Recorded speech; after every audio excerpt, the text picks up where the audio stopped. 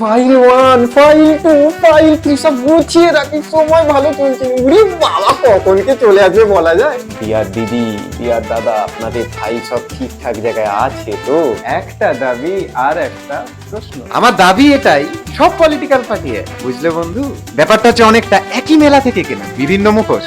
ব্যাপারটা অনেকটা লেজের চিপসের মতো, ভেতরে যেটা আছে আপনিও জানেন জঞ্জাল, আমিও জানি জঞ্জাল, তবে ভেতরে যে মালটা আছে সেটা কখনো সল্টি, কখনো ম্যাজিক মশলা, আবার কখনো একটু চিলি ফ্লেভার, আবার কখনো টমেটো ফ্লেভার।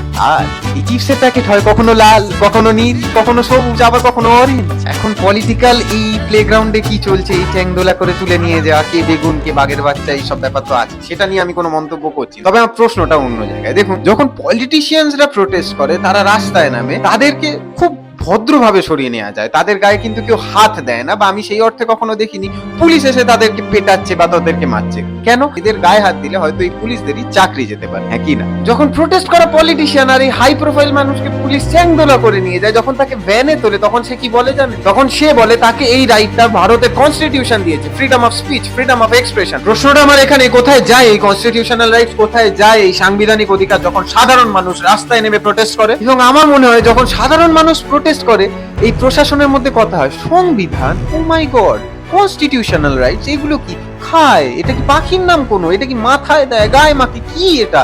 শুনেনি তো ভাই, আমাদের এখানে সব আছে নাকি?